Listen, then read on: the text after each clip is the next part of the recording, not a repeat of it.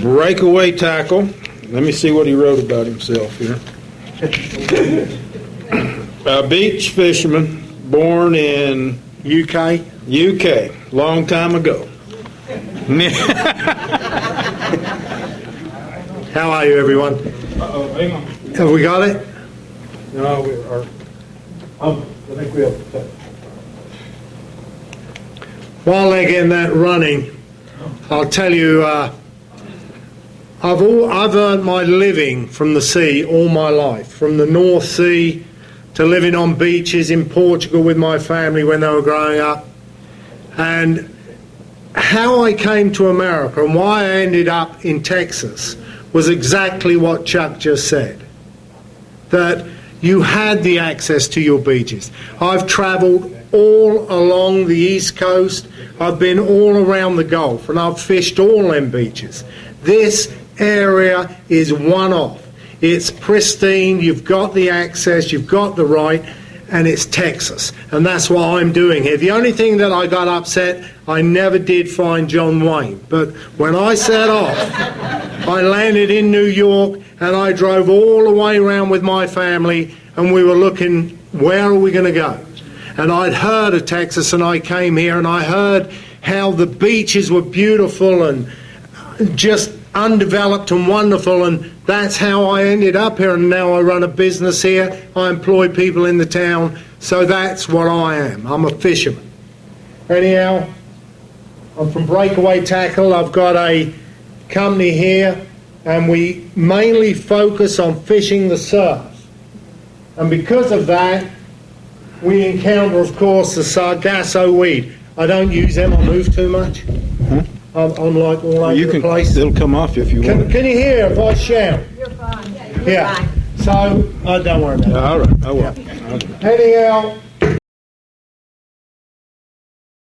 I'm an outdoors writer, which is amazing because I'm dyslexic, but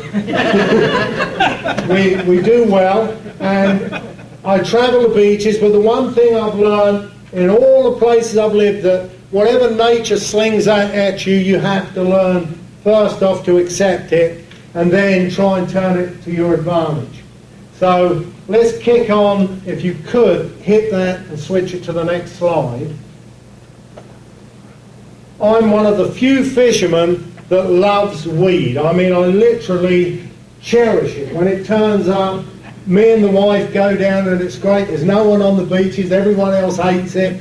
Right? I get out there, and the reason I love it is when you've got organised weed, one of the problems I have as a fisherman is finding out where the fish are. Well, when that big weed bed is coming in and it's organised and structured, I know exactly where they are. They're under the weed. So all my job is as a fisherman is learning how to get them. And if you could hit that hot link, see if this works. This will show how the sort of thing that I'm looking for when I run the beach. And this is a weed bed coming in, and you can see the bait busting on that weed line. And the reason that's doing that is because there's trout and redfish under there just trying to get them, they're after it. So what I do is I drive along the beaches and I look for that particular thing. You kick that one off. And it becomes an asset because they're there, and all I've got to do is learn how to actually catch the fish under it. And what I use is very short rods, and I get in there, but the trick with it, again as within nature, is to go with the flow. If the weed is moving as we're fishing, me and the wife will walk with it. Where it becomes very difficult, and this is Corpus Christi, is you can fish weed and you can fish wing, but it's almost impossible to fish both. I've not found a way of doing it yet. So this shows you what happens when the weed gets broken up. And this can happen also with high tides. The weed becomes totally dispersed and it drifts along through the guts. And whatever you put in there, you get hung up and it becomes very difficult to actually fish at that time. But however I do, and here we go to the next slide. Can you kill that one off? this is the techniques I use. Me and the wife call this hopscotching. This picture is taken more than likely about 30 miles down the national seashore, where I try and go as much as I possibly can, because I love the seclusion and the freedom and the access. The question that Mike raised earlier about the beaches getting narrow. I was down in the 50s yesterday, and the way we judge national seashore is by miles as we go down. So yesterday it was Mother's Day, and as with Christmas and every other holiday, I take the wife to the beach. Right, so we found ourselves 50 miles down the beach, and the fact is the beach is narrow. I used to have a very good windsurfing school in England, in the North Sea, and I used to have this big school, and it was right on the beach, and it was lovely. And I went back there, and in Europe, rising sea levels is something that everyone's accepted and talking about. It's happening. And where my school was is now just a big 12-foot hole because of this sea wall that they had there, and it's gone. I mean, the So anyhow, let me get back to this. What I do is I get the wife to drop me off here, say, and then she'll go up the beach 100 yards. Now the weed normally, in the spring and the summer, early summer when we tend to get it, or used to get it, moves from the south to the north.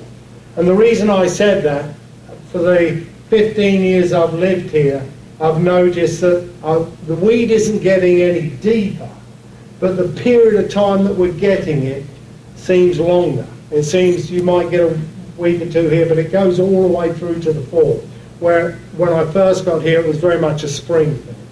So anyhow, what we do is I'll get in the water and I'll walk up, and the wife is walking north and fishing at the same time, and working together. I get to the truck, and then I'll take it 100 yards in front of her, and we move along the beach fishing what we call the first gut area, this very close. Because the key to fishing weed is fish close, fish high. That means hold the rod tip high, keep the line straight to it, and again you walk with the tidal flow. Move with the weed. I use weedless spoons, live baits, jigs or topwater lures on a 7.5-foot rod. And I have the best time around that stuff. So really it's a marketing job. All right, if you could just hit that again for me. Here's that's a jackfish caught in the weed, as you can see. This is just going to show you how we actually land it. If you hit that picture, that's a hot link. So this will be fishing on the beach again, and it shows the techniques I use. Is when I get the fish on, I get out the water as quick as I can and keep the fish away from me from about here to this wall. I keep the line very tight, and if he moves to the left, I'll go with him. If he moves to the right, and then I back him out. And as you see, the fish is going to come up, and it's got very little weed on the line, if any at all. It's a very productive time of year for me as a beach fisherman, fishing around weed. There it is, nice fish, big smile. That's a typical, this is trout and this is redfish that you will catch on the beach. I eat a lot of fish, and I know a lot of people that eat fish, that's why I keep them. Okay, we go to the next slide. Okay, types of bait that we find around the fish. I'm coming here. I've put some pictures together that I've gained over the years fishing. As I said, I'm an outdoor rider, and I try, if I get a particular bait, I try and take a picture of it and build a catalogue up of photographs. So these pictures, if you click on the mullet, the sort of mullet you'll see running is typical. You can see them going through. That's more likely this time of year again, up into fall, you'll get a big mullet run, and that is a prime bait on the beach. But this time of year around weed, they tend to go for smaller things. and I'm going to bring you to another slide. This particular shrimp thing, not being trained in any science whatsoever, I have no idea what it is, but I call it shrimp, but it's got claws on it, I know.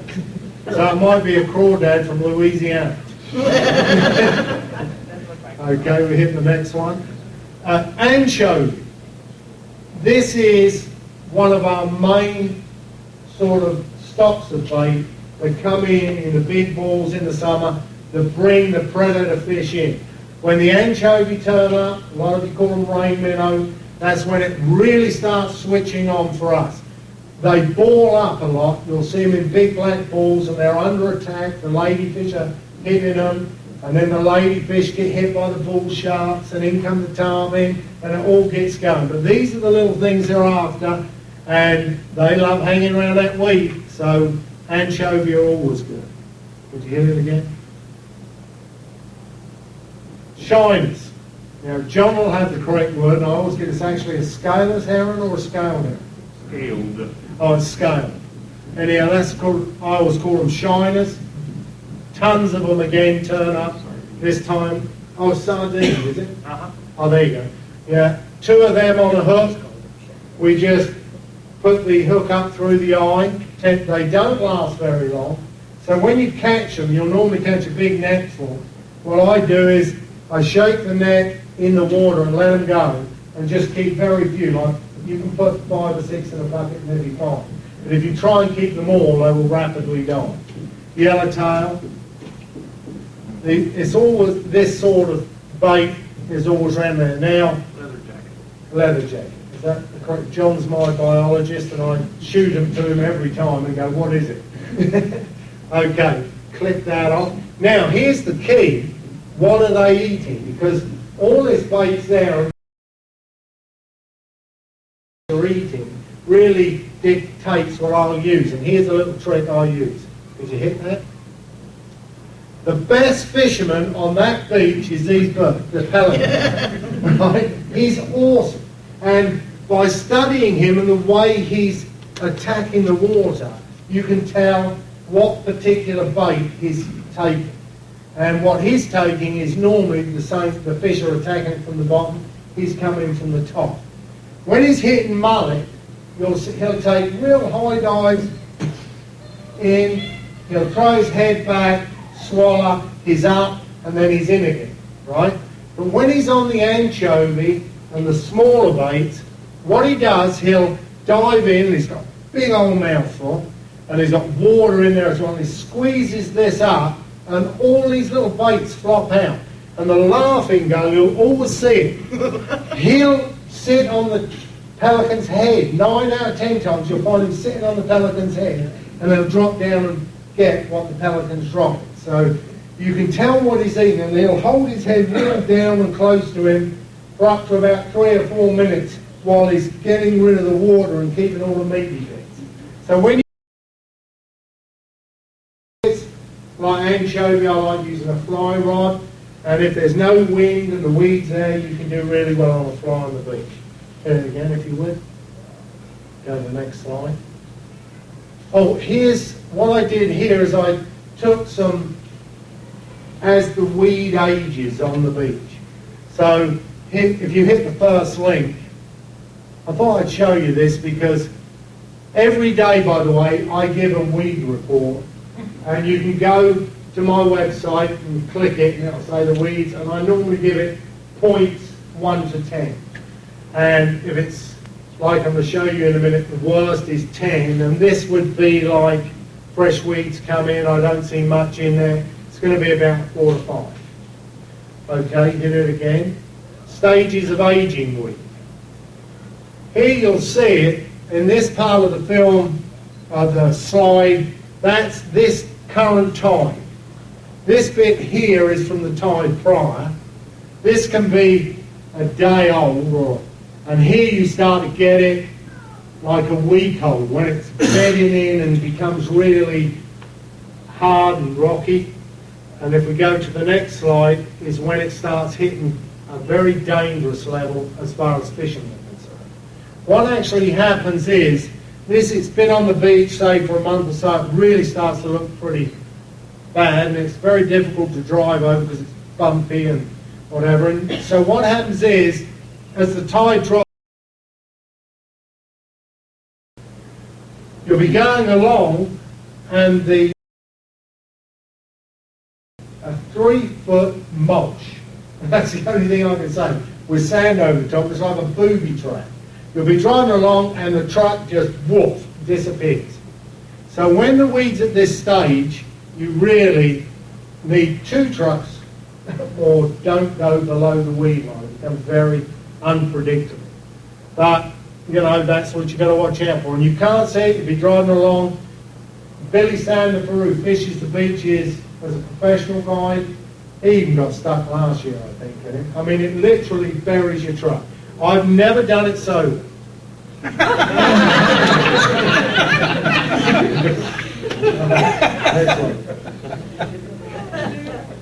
And here's just a picture of this lovely little grebe just sitting on top of it on the fresh weed. The thing about the weed is, if you know kids go up, pick it up, it's just full of life. I mean, there's just a ton of stuff under it and in it, so you know it's good. All right, hit it again. What have we got next? Oh yeah, here's some pictures of the minute we think is bad. Right, it's not. These pictures are from 2000, and that was how bad it was. So we're not seeing that level or depth of it on the beach, but we are seeing it over a longer period. It doesn't seem to be as organised, and I'm sure my friend who's coming on next, the offshore guy, might be able to tell me different. But here's another shot of it. These are all from 2000, just showing how deep it was. Caught a ton of fish in it. Oh, while I was, I got asked to do this because someone had told Mike that I actually love weed. And so that's a rare commodity, you know, seaweed. And so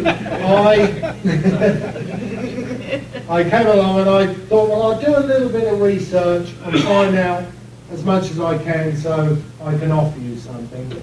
And I go on the internet and I find out things that no one had done any research on Sargassum weed until about 20 or something. And then there was just loads of information. But what I did find out, that wherever you look on the internet where it's being researched, there was nothing really bad that anyone had to say about it. It all had stuff like, you know, it was good, it holds fish, it's great for medical research, it's good on heavy metals and stuff. Didn't find anything bad.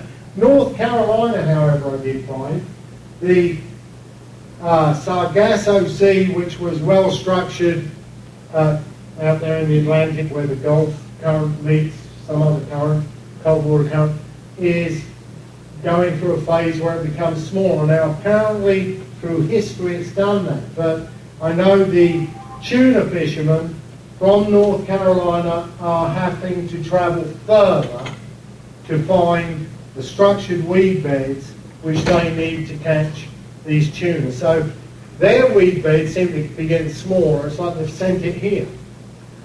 All right. Our own beds are getting bigger. I've become aware of that, and that we've actually got our own one out in the Gulf there that's there all the time now. I found out that it was a natural filter for heavy metals, and why I was particularly interested in that is that I'd done an article a year ago about red tide, and I couldn't get any information, very little, but Tony pointed me in the direction of a lady that had been at the university that's named after, and I was able to go to Florida Pages and find a lot of information out, and I found out that the our red tide, which I personally consider the biggest threat to your ecosystem, your tourism, everything, is red tide, is really based on the nutrient-rich water which is coming out of the Mississippi and is a big dead zone. And that's where the people in Florida are saying that's where this red tide is coming.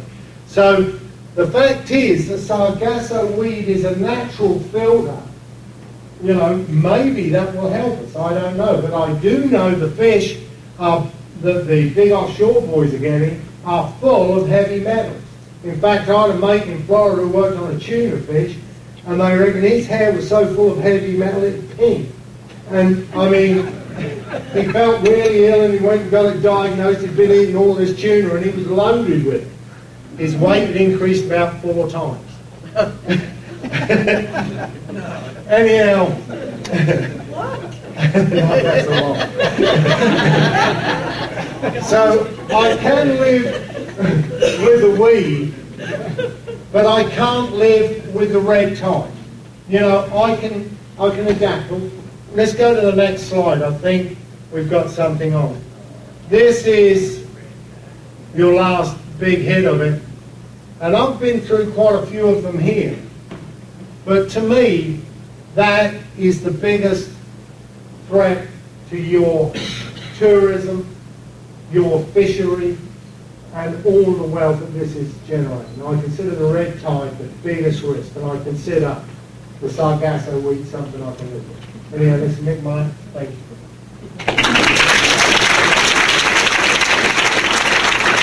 Any questions? Yeah. Are you saying that it's better to live with weed and no money than to live with no money as long as you have weed? Live with no money. Now let's get this right, because you right, mate. You can't get your weed. When the weeds come in and you're fishing them with weed, can you do most of that from the beach, or you have to go out the bar? I do it all from the beach. You do it all from the That's all I am, is beach fishing. I love the beaches. I fish from the beaches solely. I've done offshore and everything. No, I meant wading the bars. Oh yeah, I get out to where it's at. I use a rod this long, and I get in the water with the weed, and I look for a little hole. It might only be half as big as a table, but I'll put it in there, and as it goes along, I'll work it. Do you see more sharks under the weed? Yeah, there's a lot. Stick above the weed. I'm not after them. Hopefully they're not after me. Call it even that way. Tony. Yeah. Do you ever see the water hyacinth down there associated with the Sargassum weed? I do see it, Yeah. and we see there's a certain time of year when it washes in quite prolific, Right. but I don't actually see it tied in with this. To be Well, honest, that's one of the things that makes the study of this kind of difficult. You see terrestrial stuff of terrestrial origin mixed up with stuff of strictly marine origin, miles and miles away from any inlets or where the water hyacinth's going to come from. And not only water hyacinths, but other terrestrial Right. weeds and things too. But what I noticed during the Ixtoc oil spill was that the tar got mixed up with the Sargassum weed, Right. and the water hyacinth actually absorbed the tar actually. And so I don't know if do you see the other thing? Do you see a lot of tar down there these days? occasionally, not as much as last year. We did have, I think it was in the fall. There was quite a bit turned up in the 20s, but I did see them people there taking samples of it. Yeah, that was a particular spill. Yeah, it was about when them gannets were all on the beach. Yeah. Yeah. I'll keep an eye on for that. How long have you been working down there? On the beach, Yeah. every damn day I can get down there. No. I don't How walk many there, I years? just go for fun. Yeah, how many years? 12 years. Okay. Most of this stuff is on my website. You can go there and I've got all these pictures and there's stories and videos. You can go to YouTube and type in Nicolay, and I always put films on and good music, stuff like that. They're good fun. I studied those beaches in the late 60s, and it seems to me that they were much wider than they look like they are now, but I haven't been down there. in a long Billy time. Sandifer said a really profound thing to me the other day. He is a professional guide on the beach that's made his living there for years. He's older than dirt and me, right? He said to me, and it really struck home, I hadn't seen him down there a lot. I said, what's happened, Billy? He goes, Nick, it's become too unpredictable. I said, what do you mean? He said, you go down in the 50s, the beach is gone, and there's nothing. I mean, I was shocked yesterday. I was honestly shocked. It's down to, from here to there is the base of the dam. That used to be down below the Island Road. Mhm. It used to be a huge, wide expanse of dry beach covered with those big, heavy Mercenaria shells. They're thousands of years old, the multicolored ones. And in the area of the high dunes, little shell kind of, or little shell joins, big shell, there was a huge, wide upper plateau. Sometimes you'd ride. How long is it since you've been down there?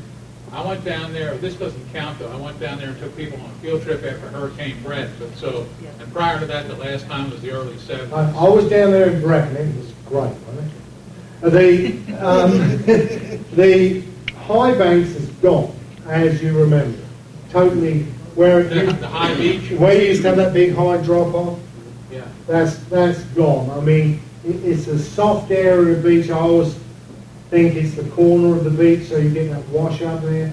But as you look around the corner, but the beaches, you will not believe how it's narrow. In fact, down at Mansfield, they've got major problems because it's eroding in Right. behind that Well, jetty. back then, you know where the spur jetty is? Mhm. You go Yeah, down into the yeah. tunnel there, back in the late 60s, that was way back from the beach. Oh, no, yeah, It's about to get flanked down there. yeah, it's I've been looking ahead at of it the from the beach. air, but I haven't, it's hard to judge that. But it looks to me like it's way narrower It than really is. It's way narrower, and as Billy says, trying to make a living with someone like Billy Sandifer is, I should imagine, a nightmare. But anyhow, it's still Texas and wonderful, and I love it. Thank you, Nick. Appreciate it.